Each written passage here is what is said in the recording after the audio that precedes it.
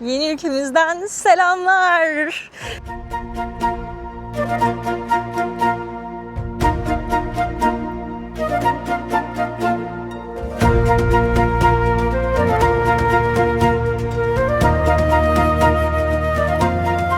Bunu söylemeyi çok seviyorum. Yeni bir ülkedeyiz. Çok heyecanlıyım. Özbekistan'dayım ve Özbekistan'ın başkenti Taşkent'teyim şu anda.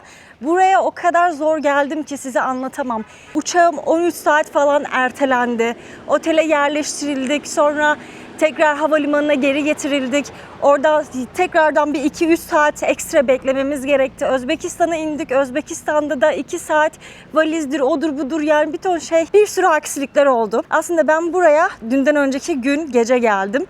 Ve o kadar yorgundum ki resmen bir günüm benim havada ve bu havalimanında geçtiği için bir günümü yaşamamış gibi oldum. O yüzden dün tüm gün sadece kaldığım hostelde yattım ve dinlendim. Bugün ise daha enerjik bir şekilde karşınızdayım efendim. Öncelikle benimle beraber Özbekistan'a hoş geldiniz. Taşkent, Özbekistan'ın en büyük şehri ve başkenti. Orta Asya'nın ise en büyük şehirlerinden bir tanesi. Ama ona rağmen sokaklar yemyeşil görünüyor. Hava bayağı sıcak. Ben gelirken Türkiye bu kadar sıcak değildi. Burası bayağı sıcakmış. Ben hatta biraz daha soğuk olur diye düşünüyordum ama beni yanılttı Özbekistan. Şu anda Mayıs'ın ortalarındayız ve ona rağmen hava bayağı sıcak. O yüzden güneş kremi sürmek falan çok önemli bence buralarda gezerken. Sokaklardan mimariyi inceleyerek geçiyorum. Çünkü Özbekistan aslında Sovyet döneminde örnek şehir olması için hep böyle sokakları geniş yapılan bir şehir ve ağaçlandırmanın yapıldığı bir şehir. Ama aynı zamanda 1966'da Özbekistan'da çok büyük bir deprem olmuş. 6,5 civarında yanlış hatırlamıyorsam. Ve çok fazla bina yıkılmış. O yüzden Sovyetler tekrardan yeni binalar yapmaya başlamışlar. İslam mimarisiyle brutalist Rus mimarisini yan yana görebiliyorsunuz. Brutalist mimari de böyle koca blokların böyle çok agresif bir şekilde sağa sola ayrıldığı ve belli bir düzen yokmuş gibi gösteren, yani üzerinize böyle yıkılacakmış gibi gösteren o değişik tasarımlı binalar aslında. En azından bende his olarak bunu uyandırıyor. Çok fazla estetik bulduğum bir mimari değil. Etraf o kadar sakin ki ben şu an bir başkentte olduğuma ve Özbekistan'ın en büyük şehrinde olduğuma inanamıyorum. Sokaklar falan, yani şu an cadde üzerindeyim, ona rağmen çok fazla ses gelmiyor bir yerlerden. Ve araçlar falan da çok sakin, hiç korna sesini falan duymuyorum. Ve cadde bayağı geniş. Size nasıl yansıyor buradan kameranın arkasından bilmiyorum ama ben az önce karşıdan karşıya geçerken bu yol bitmek bilmedi. Bayağı bakın 5 tane araç sığıyor. Öyle büyük. Bir meclis binası zannettiğim yer aslında bir evmiş. Çok uzun zaman olmuş benim böyle sessiz bir ülkede bu şekilde, özellikle bir başkentte, büyük şehirde böyle yürümeyeli. Kendimi bildim bileli gezgin hayatım başladığından beri hep kalabalık ve gürültülü ülkelerde gezdiğim için şu an gerçekten Özbekistan'ın bu sakinliğine bayağı şaşırıyorum. Böyle beklemiyordum çünkü bu beklediğim şeylerden biri değildi. Sorry. İnsanlar da şeker gibi. Yani bir süredir burada gezen gezginlerle konuştum hostelde. Ve hiç tartışma görmediklerini falan söylediler. Yani az önce kızın geçişini gördünüz. Yüzünü kapatarak geçti. Hayır bile de, yani hiçbir şey söylemedi bana. Sadece kafasını kapatarak geçti yanımdan. Sessizlik şaka mı? Özbekistan gibi post-Sovyet ülkelerini gezerken gezmeniz gereken ilk noktalardan biri her zaman metrolardır. Sovyet döneminde inşa edilen bu metrolar sadece metro istasyonu değil, her birinde farklı konular olan, gerçekten bir sanat icra edilen bir yer aslında. Metroya girdiğinizde bizdeki metrolar gibi düşünmeyin yani.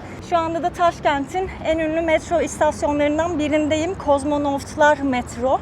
Böyle bir girişi var. Herhangi bir açıklama olmadığı için anlayamıyorum ama muhtemelen metronun teması ilim ve bilim, uzay olabilir. Burada gördüklerim bilim insanı ve şuradaki de astronot gibi bir şey, bir figür. Arka tarafında da başka figürler var. Şurada bir anne var bebeğiyle. Şu üst tarafta bir melek var. Fikrimi sorarsanız evet, şimdiye kadar alışık olduğumuz metrolardan bir hayli farklıydı. Ama düşündüğüm kadar da şatafatlı değildi. Ben böyle Rusya'daki görüntüleri beklemiştim aslında.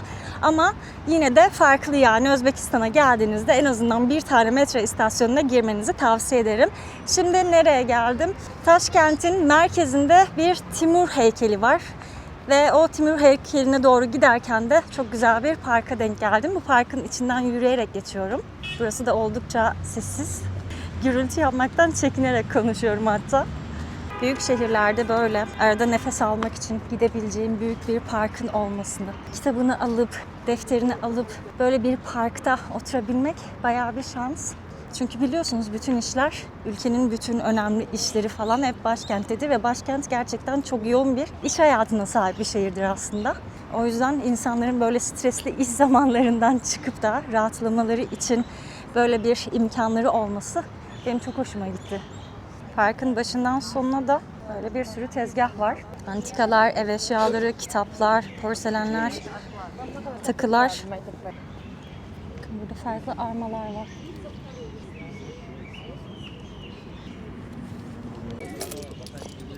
Uzbekistan gift. Thank you so much. What is this? This 10? Uzbekistan. This? 10 копеек. Kapik? Да, это во. Uzbekistan. Thank you. Rahmet. Bakıyordum, ne istiyorsun dedi, geldi. Dedim yok, sadece bakıyorum. Sonra bunu hediye etti bana. Özbekistan hediyesi. 10 bir şeyim oldu. Direkt başka bir coğrafyaya, bir ülkeye geldiğimde ilk günlerde özellikle dil direkt ağzıma oturmuyor. Yani rahmet derken bile ne kadar zorlandığımı gördünüz. Çoğu insan Türkçe anlıyor zaten ama yine de direkt Özbekçe iletişim kurmaya çalışacağım. Yani birazcık Özbekçe bir şeyler öğrenmek istiyorum. Hatta onları öğrenirken Türkçe ile bağlantılarını da kafamda kurmak istiyorum. Yani o yüzden sırf Türkçe konuşarak gezmeyeceğim burayı. Yer yer Rusça öğreneceğim. Özbekistan'ın 2 tane resmi dili var zannediyordum ben buraya gelene kadar. Dün öğrendiğime göre Özbekistan'ın sadece bir tane resmi dili varmış. O da Özbekçeymiş. Rusça 3. dilmiş. Rusça 2. resmi dil zannediyordum ben. 2. dil İngilizce, 3. ise Rusça. Yani yaşlılar ve orta yaşın bir tık üstündeki insanlar dışında kimse şu anda Rusça öğrenmiyor. Çocuklar ailelerinden öğrendikleri kadarıyla öğreniyorlar. Şu anda öğlen saatleri 1 civarı. Bayağı aktif görünüyor buralar. Çok fazla üst geçit göremezsiniz. Ben şimdiye kadar hiç görmedim. 1 saattir falan yürüyorum. Belki de hiç yoktur. Şakasız yani, belki de hiç yoktur. Çünkü genelde hep böyle alt geçitler var. Resmen gezdiğim her yeri meydan zannediyorum. Çünkü her yer ayrı bir meydan burada. Ve burada bir şey olacak galiba. Hazırlanıyor, sahneler hazırlanıyor. Bir orkestra gelecek galiba buraya. Sormak istiyorum. Eğer bugünlerde bir şeyse, bugün akşam veya yarın akşamsa bunu da yakalayalım. Selam. Can I learn what is it? It's concert. Concert? Open air. Open air? Today? Is it Today, yes. at what time? Yeah. Akşam 7.30'da burada açık hava konseri olacakmış. O yüzden akşam buradayız. Bayağı güzel olacak gibi görünüyor. Bayağı özenli hazırlıyorlar çünkü bakın. Bu arada fark ettiniz mi bilmiyorum ama sokaklar çok temiz Özbekistan'da. Hiç çöp falan görmedim kenarlarda. Ne bir sigara izmariti var, ne bir sakız var, ne bir kağıt, ne bir şişe, plastik şişe. Hiçbir şey yok. Tertemiz ülke ya. Vallahi helal olsun yani. Genelde böyle ekonomileri çok iyi olmayan ülkelerde bu tür şeyler görürsünüz. Özbekistan'ın ekonomisi çok iyi değil. Ama insanlar bu konuda bilinçli. Bakar mısınız? Bir tane çöp yok ya. Taşkent'in göbeğine ulaştım sonunda. Burası Aziz Timur Meydanı. Burası da böyle kocaman bir park. Hatta öyle büyük görünüyor ki burada böyle martılar var. Martı diyorum, siz anlayın artık. Ve sıfır çöp. Teyzelerim özenle çalışıyor çünkü. Taşkent'in en merkezinde bizim Ankara Savaşı ile aklımıza kazınan Emir Timur heykeli var. Çünkü Özbekistan için Timur sadece bir hükümdar değil, ulusal kimliğin en büyük sembollerinden biri. Sovyetler döneminde adı çok fazla ön plana çıkarılmıyordu ama bağımsızlıktan sonra ülke kendi tarihini yeniden sahiplenince Timur bir anda güçlü Özbek geçmişinin yüzü haline geliyor. Genelde savaşçı lider heykellerini kılıçlarıyla görürüz. Burada ise Timur'un eli havada ama kılıç yok. Bunun sebebi ise onu sadece savaşçı olarak değil, düzen kuran, devleti büyüten ve Orta Asya'yı dünyaya bağlayan bir lider olarak göstermeye çalışmaları. Ellerinize sağlık. İnsanların yüzüne bakınca Özbek asıllı mı, Rus asıllı mı olduğu anlaşılıyor zaten. Türk asıllı olduğunu anladığım an direkt Türkçe bir şeyler söylüyorum. O da tatlı oluyor. Çok şekerlerdi ya. Şimdiye kadar sayıların bir olduğunu biliyorum Özbekçe ile Türkçe'de ve rahmet. Yani rahmet Türkçe'de rahmet değil ama anlamını biliyoruz. Daha Özbekistan'ın birinci şehrindeyiz. Daha Semerkant'a gideceğiz, Buhara'ya gideceğiz, farklı ilçelerine, değişik noktalarına gideceğiz. Ama şimdiden Özbekistan'ı gerçekten çok sevdim ve daha da sevmeye devam edeceğime eminim. Başkenti bu kadar sevdiysem, özellikle Semerkant ve Buhara'yı, özellikle Buhara'yı hatta çok merak ediyorum. Burası böyle yemyeşilken sanırım Buhara ve Semerkant tarafları biraz daha böyle kurak, sarı temalı, böyle çöl temalı olacak. Çünkü tarihi 1500 yıl öncesine dayanan şehirler bunlar. Hatta daha da fazlası. Çok güzel rotalar bizi bekliyor. Bir sonraki videoları kaçırmamak için abone olmayı, bildirimleri açmayı, belki canınız isterse yorum yapmayı unutmayın. Bunlar benim için önemli şeyler. Çünkü YouTube'un beni bir tık öne çıkartması gerekiyor. Kanalımı çok seviyorum. Sizlerle kurduğum iletişimi çok seviyorum. O yüzden bunu bırakmak istemiyorum. Sürekli böyle şey oluyorum. Acaba bıraksam mı, bırakmasam mı falan. Ama sonra çok güzel bir yorum alıyorum birinden. Ve diyorum ki ben bunu bırakmak istemiyorum. Ama birazcık yardımcı olmak isterseniz bana eğer videoyu beğenmeyi ve abone olmayı unutmayın. Teşekkürler. Konulardan bağımsız biraz karşılaştığım fiyatları size göstermek istiyorum. Bakın şurası bir üniversite. Üniversitenin altında böyle bir kafe var. Restoran daha doğrusu. 2 tane sandviç, 1 litre kola, bir tane patates, bir de sos 80.000 sommuş. 84.000, 85.000. Şurada 4 tane sandviç, 2 sos, 2 patates topu, 2 litre kola, 150.000 Özbekistan somu. Brutalist mimariden söz ederken daha büyük yapılar ve üzerinize yıkılacakmış gibi görünen bloklardan bahsetmiştim ama bu gördüğünüz girintili, çıkıntılı şu yapılar da brutalist mimarinin bir parçası. Şimdi madem Özbekistan'a geldiğimiz ilk günden beri, ilk gün özelinde Özbekistan'a dair ne varsa yapıyoruz. Özbekistan denince akla gelen ilk şeylerden biri pilav. O yüzden Özbekistan'ın çok meşhur bir pilavcısına geldim. Merhaba. Selam. Hello. Hello.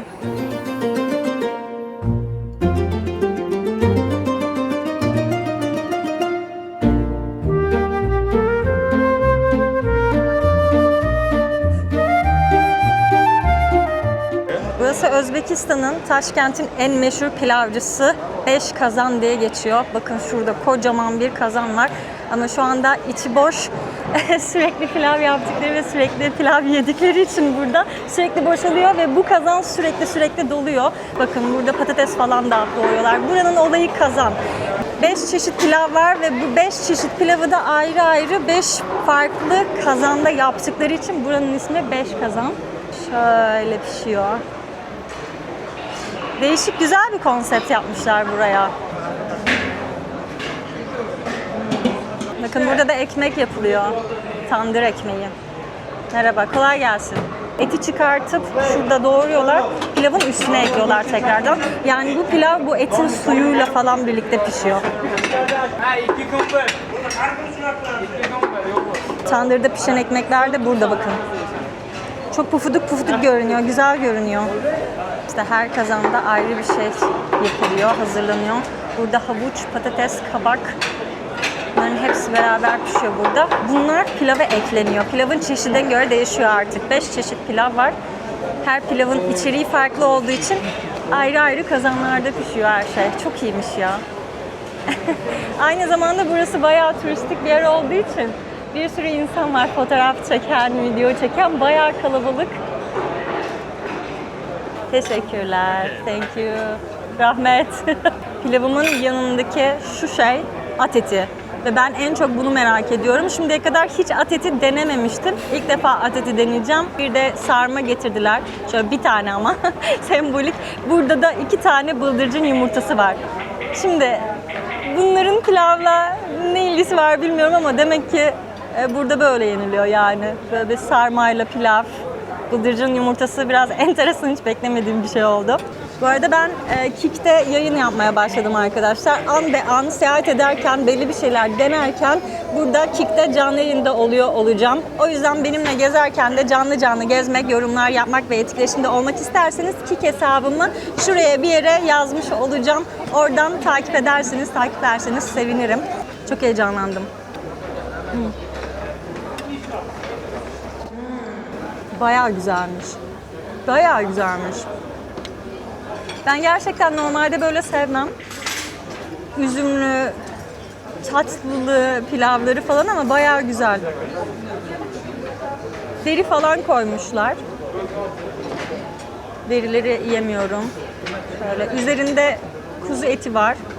Kuzuyla sığır etini birleştirmişler. Bu ikisinin karışımı düğün pilavı olarak geçiyor. At eti hiç ilgimi çeker gibi görünmüyor. Sadece denemek için deniyorum ama belki de güzeldir, bilmiyorum. Şöyle bakın. Sucuk yapıyor. Böyle sucuk gibi bir şey yapıyorlar. Onu böyle dilim dilim kesip veriyorlar. Ama bayağı yağlı. Bu da şans galiba yani. At etinin yağlı kısmı geliyor bazılarına. Diyorlar ki at eti bayağı yağlı, o yüzden sevmedim. Bazıları da çok kuru falan diyor. O yüzden bana böyle yağlı kısmı gelmiş birazcık. Değişik ya. Çok yumuşak bir et değil, çok sert de bir et değil. Farklı, içerisinde bir baharat koymuşlar bunun. Böyle bir nane gibi bir şey. Bilmiyorum, farklı geldi tadı bana. Ayrıca gidip bir yere bana at eti getir demem. Menüde at eti var mı acaba? Ben at eti istiyorum. Yenmeyecek bir şey de değil yani, güzel. Okey. Gözüm şaş oldu. Bir kameraya bakıyorum, bir telefona bakıyorum. Bir kameraya bakıyorum, bir telefona bakıyorum.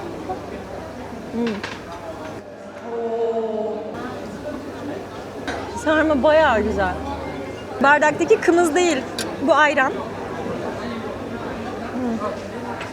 Ayran da bayağı tuzlu bir ayran, bayağı güzel bir ayran. Yani bu ikisi bayağı iyi oluyor. Yarım ekmek söyledim, bütün ekmek bayağı fazla olur diye. Yine de denemek istedim ama çok lezzetli. Gerçekten poğaça gibi.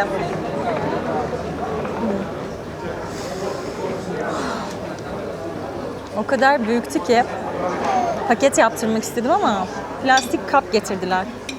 Ve bu bayağı iyiymiş.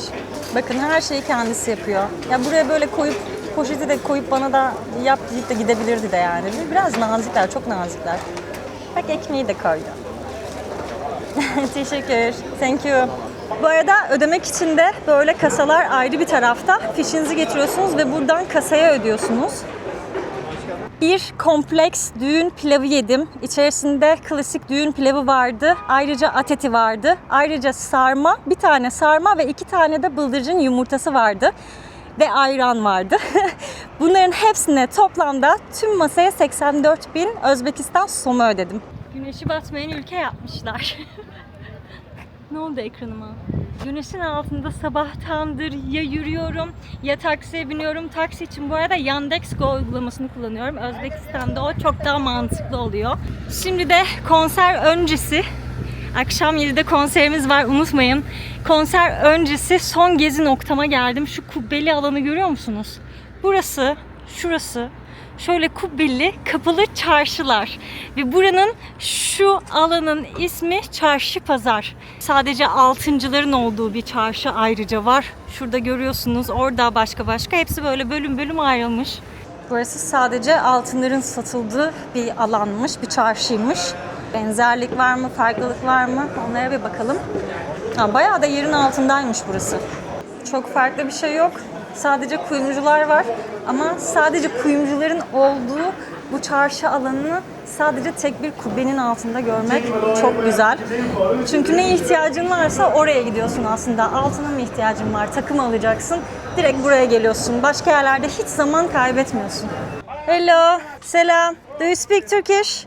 Where are you from? Türkiye, selam. Türkiye. Nasılsın? Türkçe biliyor musun? Türkçe az çok biliyorum ben lekin biz Türkiye, Azerbaycanlarga çok güzel skitkalarımız var.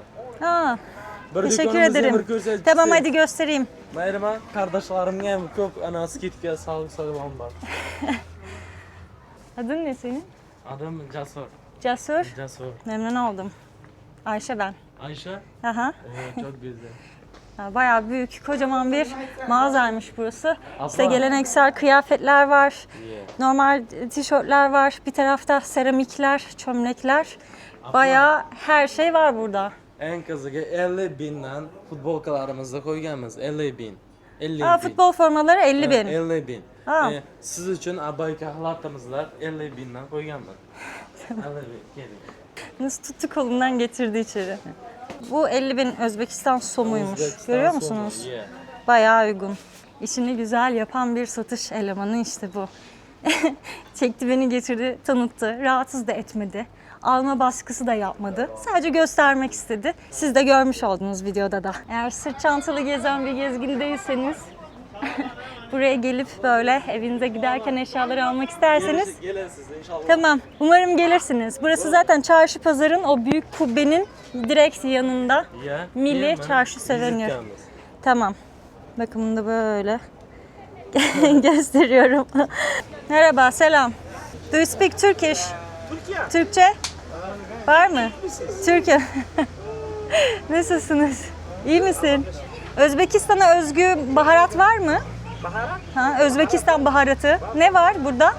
Acı mı bu? Acı biber bildiğimiz. Acı. Teşekkür. Acıya başka nasıl yorum yapabilirim ki? Acı. Ama Özbekistan acısıymış. Özbekistan halkı da güneş aşağıya inmeye başlarken pazara çıkıyor. Bizdeki gibi galiba. Her yerde taze taze meyveler var. Bu domatesler kilosu 15.000 som. Hormonsuz. Çok güzel, taze kokulu. Merhaba.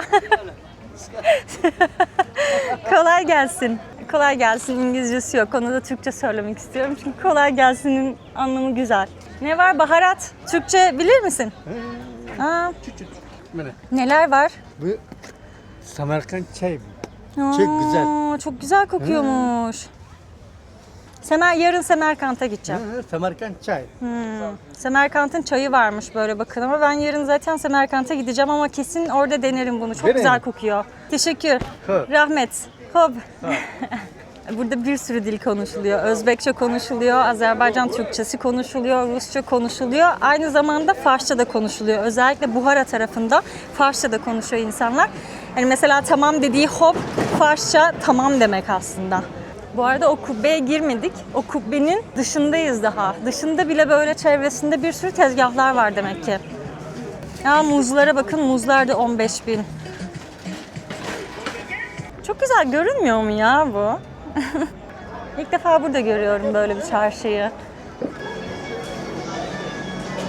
Vay, etler, baharatlar, içecekler, yemekler. Bakın 2 katlı.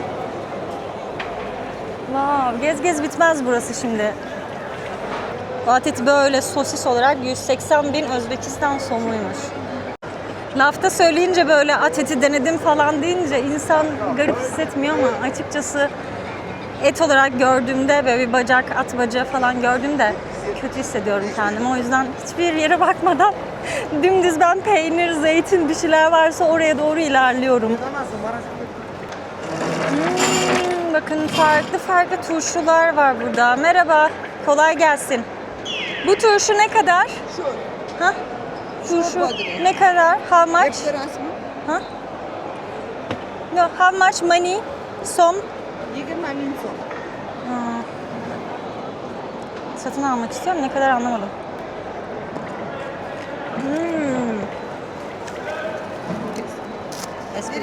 Kilo Evet, yarım.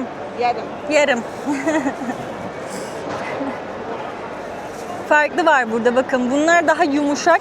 Benim aldığım daha sert. Yarım kilo istedim.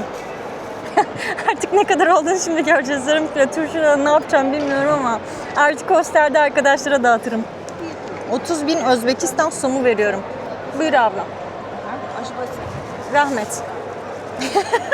Yarım kilo turşumu aldım.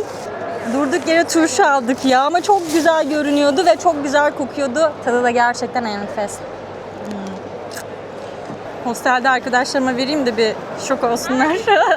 Bir anda masaya bir turşu oturtulsun. Üst kata çıktım. Üst katta da genelde kuru yemişler var. Fındık, fıstık var. Çay ne?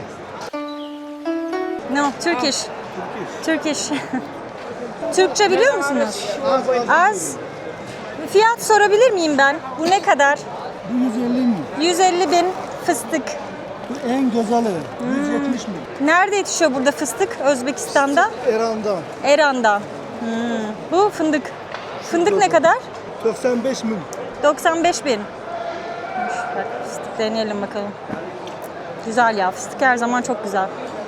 Ne alasın? Ne istersin? Sizge indirim yapıyorum. Teşekkür. en Ne güzel var bu badem mi? Bu Tamam, badem. bu badem. Çok güzel. Bu ne kadar? Yapıyorum. 50 liraya yapıyorum. İndirim yapıyorsun. 1 kilosu 150 bin de yapıyorum size. Teşekkür, sağ ol. Teşekkür, sağ ol. Teşekkür, sağ ol dedim. Böyle yapıyor. İkram etmeyin o zaman. Yani nedense şeyde fark ettim aslında Özbekistan'da yürürken. Çok fazla vlog izledim. Türkçe konuşarak gezenlerin yanına genelde insanlar ben de Türkçe konuşuyorum diye geliyorlar. Benim yanıma teşekkür. Rahmet. Benim yanıma kimse gelmiyor. Hello. Discount, Mrs. Teşekkür. Rahmet. Yok teşekkür sağ ol ablacığım istemiyorum. Maksimum bu yani. Türkçe konuştuğumu görünce sadece satışçılık yapıyor yani. Başka bir şey değil. Alındım. Nerede bu Özbekistanlılar? Özbekistan'a gel seni gezdireyim diyenler neredeler? Burası bayağı büyük bir yermiş. Şöyle bakın daha başka girişler falan var. Ama daha fazla içeri girmeyeceğim çünkü genelde aynı şeyler satılıyor. Bir şey de almak istemiyorum. O yüzden bir farklılık da yok yani Türkiye'deki ürünlerle falan çok fazla. O yüzden buradan ayrılıyorum şimdi. Daha doğrusu çıkamadım. Bir de buranın bitki bölümü varmış. Bitmiyor yani burası bir labirent gibi. Çıkayım derken başka yerlere girip durdum. Şöyle bir tur atalım. Taşkent'te yeşile doyacağız gibi. Ve etraf çok güzel kokuyor. Tahmin edersiniz. Bittim. Çok yoruldum. Taşkent'te yürümek çok keyifliydi ama bayağı bir yorucuydu ve çok güneşliydi. Şimdi hostelime geri döndüm. Hostelimi de göstermek isterim size. Selam. Hello. Burası benim hostel odam. Ben bir süredir böyle hostel odalarında kalmıyorum. Genelde guest house'larda kalıyorum ya da özel odalı hostellerde kalıyordum. Ama bir süredir hem solo seyahatimi özlediğim için hem de böyle gezginlerle daha çok tanışabileceğim bir atmosferde olmak istediğim için bu hosteli seçtim. Ayrıca hesaplarına baktığımda da bir sürü gezgin arkadaşımın burayı takip ettiğini gördüm. O şekilde seçtim burayı. Şimdi ortak alanı gösterdiğimde anlayacaksınız. Bayağı güzel bir ortamı var. Uyuyanlar var. Onları rahatsız etmeden size ortak alanı göstermek istiyorum. Ortak alanı görünce anlayacaksınız. Gerçekten rahat ve güzel bir hostel.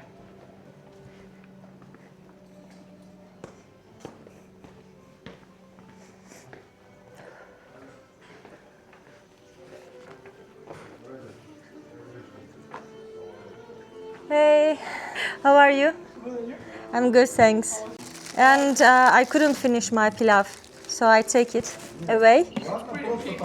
Yeah, and I also bought some pickles from bazaar. Burası hostelin ortak alanı. Sözünü ettiğim gibi turşuları buraya koydum. Hostelimizin sahibi, selam. Kımız varmış. Kımız zaten buraya gelmeden önce bayağı merak ettiğim bir şeydi. Artık Orta Asya'ya geldiğim için de kımız deneyeceğim. İlk defa. Merak ediyorum. Ha şey değilmiş böyle. Salep gibi demişlerdi ama salep gibi yoğun değil.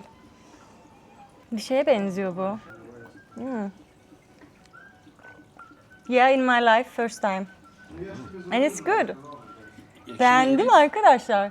Tuz, hiçbir şey yok içerisinde ama tadı ekşi ve tuzlu gibi. Sanki su katılmış ayran gibi tadı. Çok ilginç. Ve bu bir süt, bir hayvanın sütü.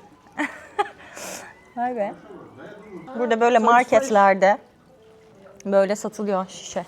Kımız. Teşekkür ederim. Thank you. Böyle tahmin etmiyordum gerçekten tadını.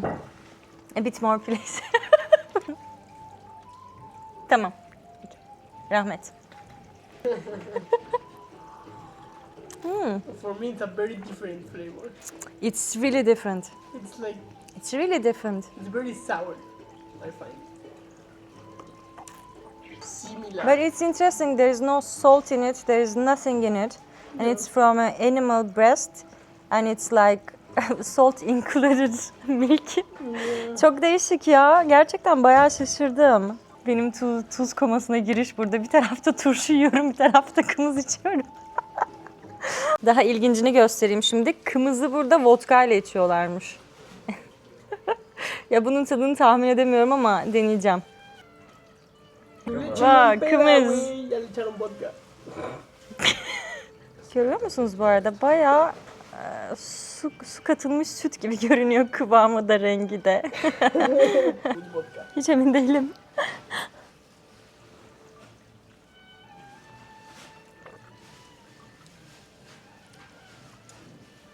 It's better. Güzel.